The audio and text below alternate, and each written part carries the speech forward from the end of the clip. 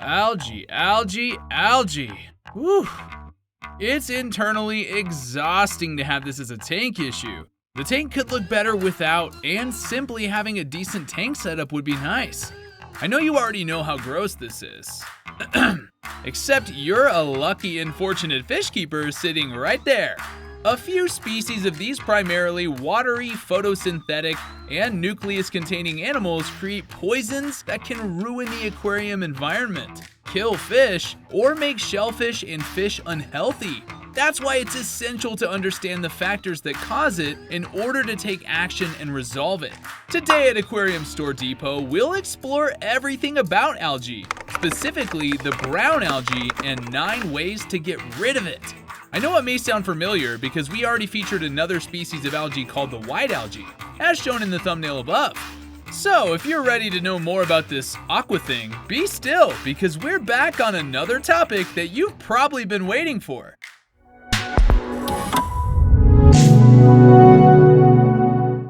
Brown algae, often called silicate algae or diatoms, are single-celled organisms that can be found worldwide in freshwater and saltwater. These microscopic algae use silicate to create a protective glass shell and light to grow. Despite sharing an ancestor with true brown algae, diatoms are not true brown algae.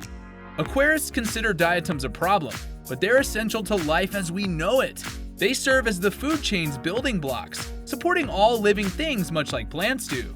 The oxygen we breathe comes from these unique life forms. It's said that diatoms in the water produce more oxygen than all the world's rainforests combined. But how exactly does this kind of algae appear in your aquarium?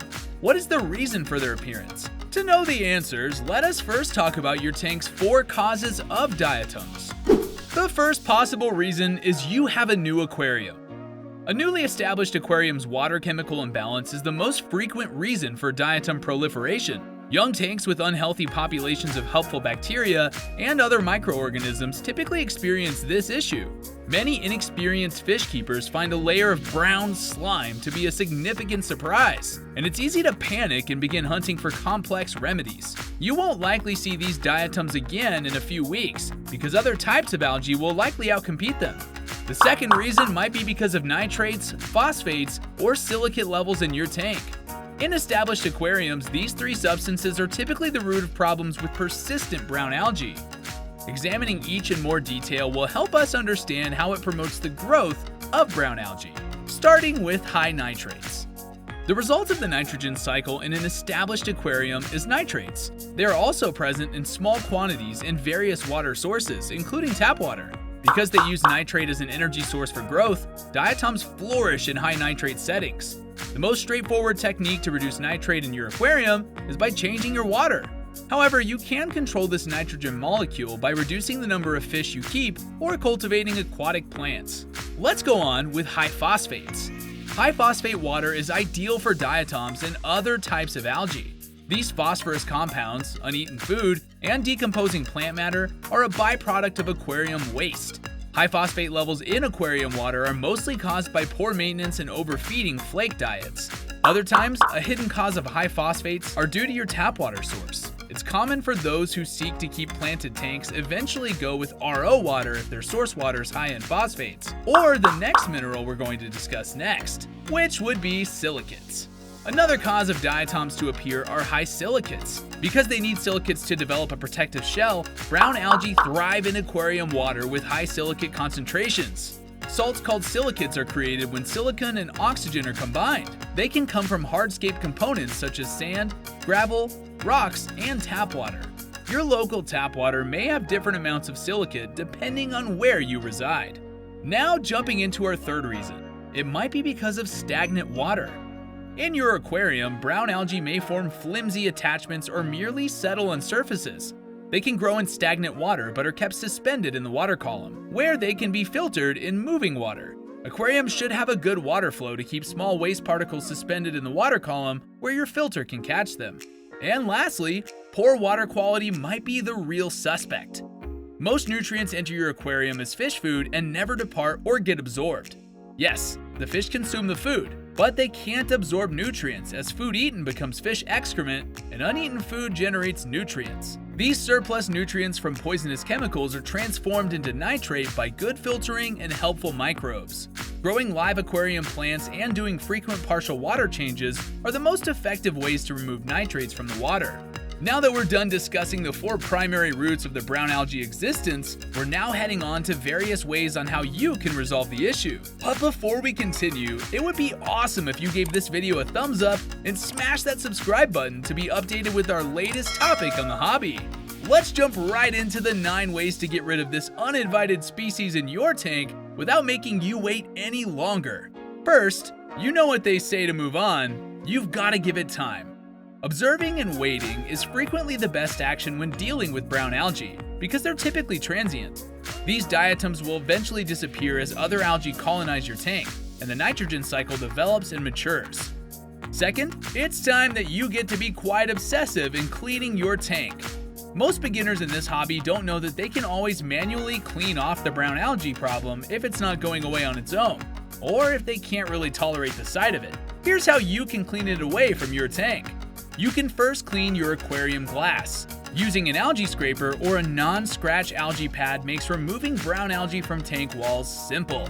If you have an acrylic aquarium, use a plastic scraper or a specially designed algae pad to prevent scratches. Whatever cleaning method you use, be careful not to place sand or gravel between the aquarium glass and the cleaner, because this can scratch your tank. Cleaning aquarium decorations is also an option. Aquarium decorations can be gently removed and washed in old tank water, ideally during a water change. This is unnecessary if your brown algae problem has only recently emerged in a fresh tank, as we just need to give the tank time to establish. Aquarium substrate is another aquarium thing you can clean. Brown algae may be quite unattractive when it collects on the bottom of fish tanks, especially if the substrate's light. You may suction these diatoms out of the ground using a gravel vacuum. And next is by cleaning the aquarium plants. Removing brown algae from water plants without harming their leaves is challenging. It's preferable to leave this task to the professionals, the algae eaters. To understand more about aquarium algae eaters, keep watching as we'll discuss this later in the video, or you can view my comprehensive video of the top freshwater aquarium algae eaters. And the last option is cleaning artificial plants. Although maintaining artificial plants might be difficult, many aquarium owners prefer to employ them to give their tanks a more natural appearance. Your plastic plants can be cleaned with a soft brush or cloth, or soaked in hydrogen peroxide or a mild bleach solution. Whew, that's a lot for the second way to eliminate the brown algae, huh? Anyways, going third on our top 9 ways, you can either clean the substrate or simply change it. Brown algae need silicates to thrive, but where do they receive these substances? While silicate levels can be decreased by filtration, there are instances when you need to go right to the source. Some substrates meant for recreation use versus aquarium size can contain silicates. For example, play sand has a ton of them. Fourth on the list is increasing the water flow in your tank. Your aquarium's water flow can be increased to stop diatoms from settling. Installing a power head, wave maker, or larger filter will accomplish this. In certain instances, simply shifting your filter or rearranging your hardscape can significantly impact water circulation. This might not be an option with slow-moving fish like bettas and fancy goldfish because certain species don't flare well in heavy water flow. Going fifth, you can get rid of brown algae by improving your water quality. In the aquarium hobby, poor water quality is the root of so many issues, so that's typically where troubleshooting begins. But how might water quality be improved? Here's how, fish keepers. First, get the right filtration. Larger beneficial bacteria colonies can be supported, and improved filtration is ensured by designs like canister filters that offer more space for filter media. Nevertheless, as long as you don't create excessive flow, you can also utilize many filters in your aquarium. Choose a filter that can process the entire volume of water in your tank 4 to 6 times per hour as a general rule. Second, proper maintenance might be the key. The water quality in our aquarium changes with time, and the smaller the aquarium, the quicker this happens. We all want an aquarium that takes care of itself. Limiting the amount that gets in and removing as much as possible are the 2 most efficient approaches to reducing excess nutrients that affect water quality. If you want to reduce the amount of upkeep required, think about stocking your tank with fewer fish. And third, do a water change. Nitrate concentrations of 40 ppm or below are considered best for fish and to prevent excessive algae growth. Simply put, a water change of 50% will reduce the nitrate level in your aquarium water from 30 ppm to roughly 15 ppm. A 50% water change every 2 weeks might be required if it takes 2 weeks for the concentration to drop to 30 ppm. Now that we're done with the 5th way to get rid of brown algae, let's proceed to the 6th way, growing plants. Brown and green algae will compete with healthy plants to stifle their growth. We can all agree that aquarium plants look much better than diatoms, and that live plants need light and nutrients to flourish just like brown algae. It takes more than tossing plants into a tank and hoping for the best to develop healthy, robust plants. While some aquarium plants may grow like weeds without attention, others require knowledge, effort, and additional equipment to thrive.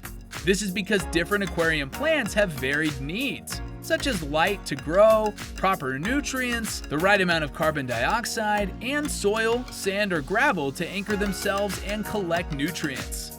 7th, you can opt to add algae eaters in your tank. There's another option to leverage aquatic life to your advantage besides growing natural plants, which is a great strategy to control many aquarium algae species. Adding algae eaters is one of the simplest and most enjoyable ways to manage brown algae. Brown algae is consumed by several fish and snail species, which make intriguing pets. These animals can get rid of brown algae, but don't deal with the issue's root.